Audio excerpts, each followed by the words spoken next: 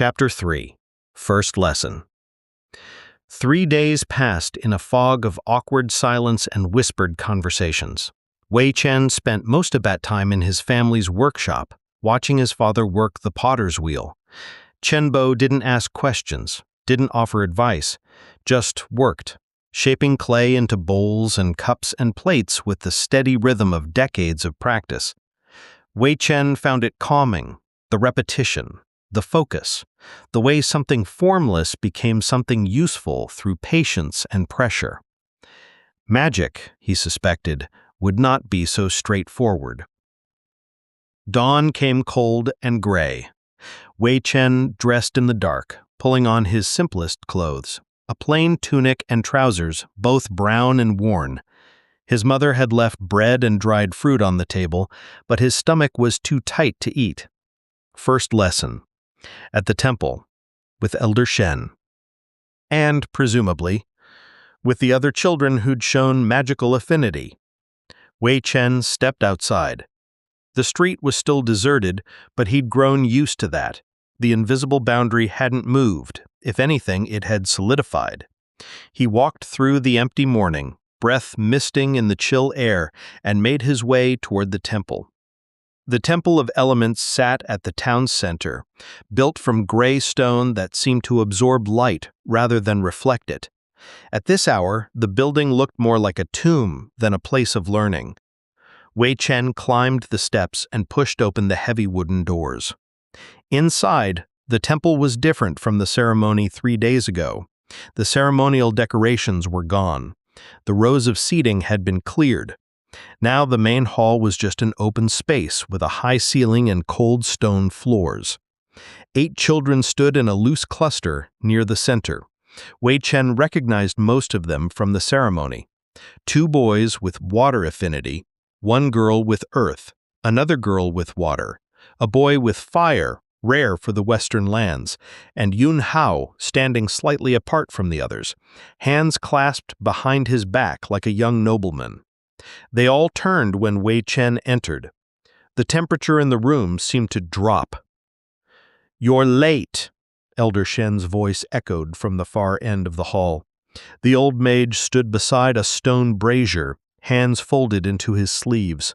"The sun has risen. Dawn has passed." Wei Chen bowed. "Apologies, Elder. Excuses are irrelevant. Discipline is survival. Remember that." "Yes, Elder." Elder Shen gestured. "Stand with the others." Wei Chen crossed the hall. The other children shifted as he approached, creating space.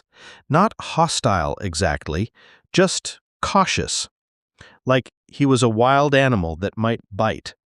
Yun Hao met his eyes briefly, nodded once. A small acknowledgement, but not friendly. Wei Chen took his place at the edge of the group and waited. Elder Shen stepped forward, his staff tapping against the stone with each measured step.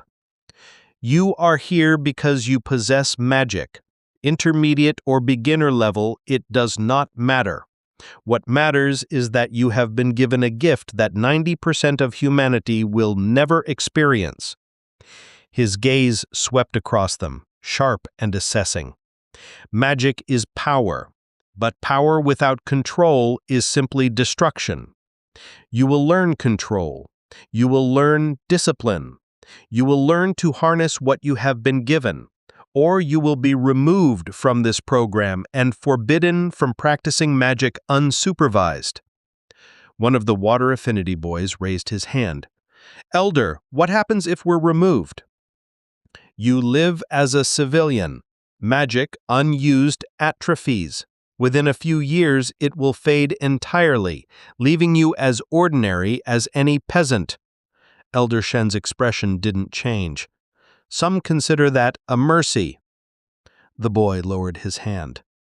"Magic," Elder Shen continued, "is the manipulation of elemental energy.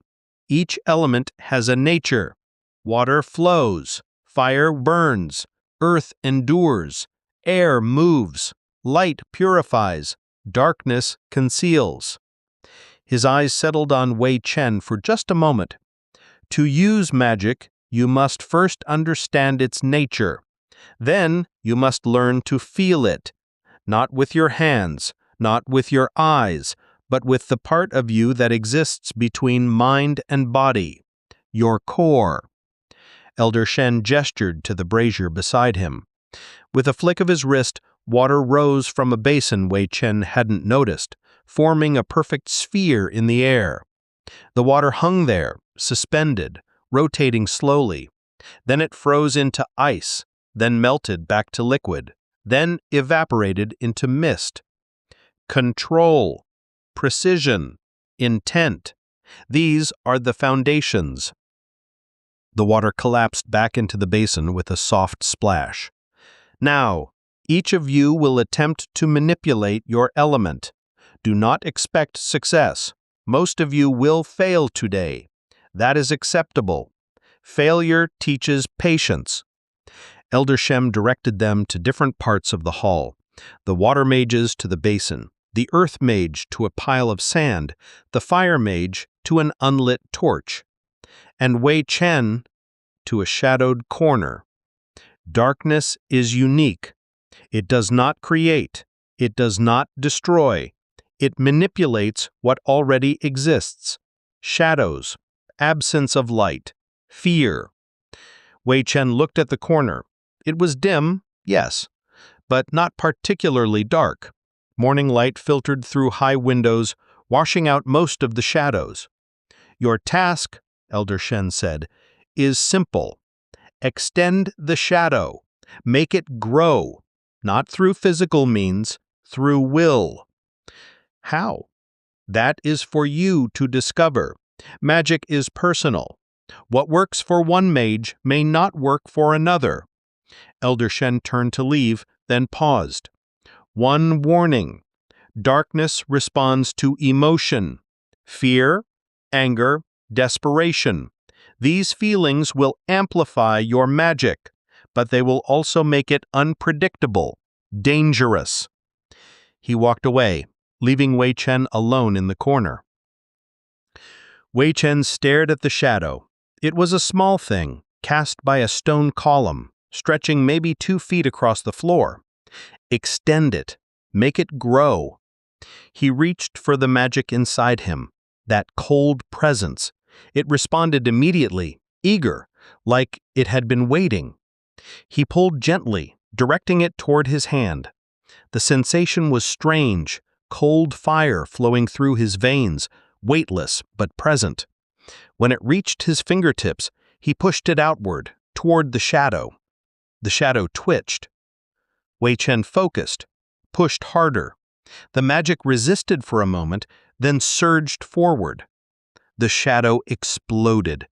Darkness flooded the corner, spreading like spilled ink. It climbed the walls, swallowed the column, reached toward the ceiling with grasping tendrils that twisted and writhed like living things. Wei Chen gasped and pulled back, but the magic didn't stop. It kept pouring out, cold and hungry and wrong. Across the hall, someone screamed. The Earth Mage girl stumbled backward, staring at the darkness with wide, terrified eyes. One of the water boys dropped his basin, water splashing across the floor. Even Yun Hao had gone pale, hand raised defensively. Elder Shen moved. The old mage's staff slammed into the ground and a pulse of something rippled through the air. The shadows recoiled, hissing like steam on hot metal, and collapsed back into the corner. Wei Chen's knees buckled. He caught himself against the wall, breathing hard, hands shaking. The hall was silent. Elder Shen stood in the center, expression unreadable. Wei Chen, step forward. Wei Chen forced his legs to move. He walked to the center of the hall, acutely aware of every pair of eyes on him. What happened? Elder Shen asked. I tried to extend the shadow like you said, but it... Wei Chen stopped. His throat was dry. It didn't stop. Why not? I don't know. Elder Shen studied him for a long moment. You panicked, lost focus. The magic responded to your fear and amplified. This is why control is essential. He turned to address the other children. What you just witnessed is what happens when a mage loses discipline. Magic is a tool. Tools do not think.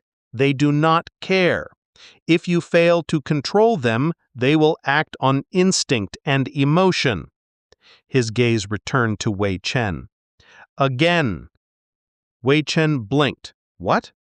Return to the corner. Try again.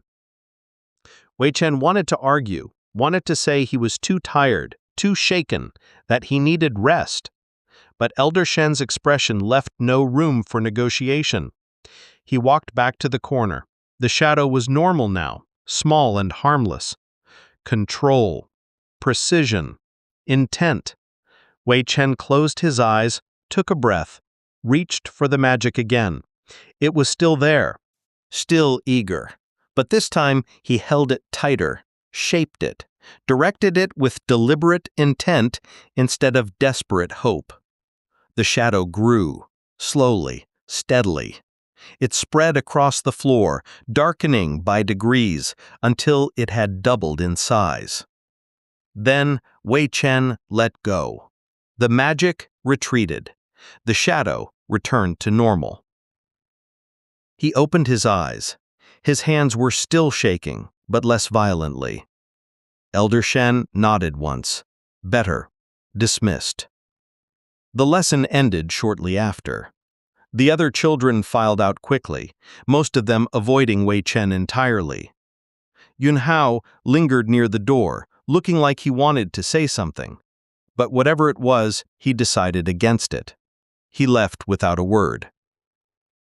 Wei Chen stayed behind, sitting on the cold stone floor, waiting for his hands to stop shaking. Elder Shen approached, staff tapping softly. You are afraid. Wei Chen didn't bother denying it. Yes. Good. Fear is healthy. It keeps mages cautious. The old man sat down beside him, which was surprising.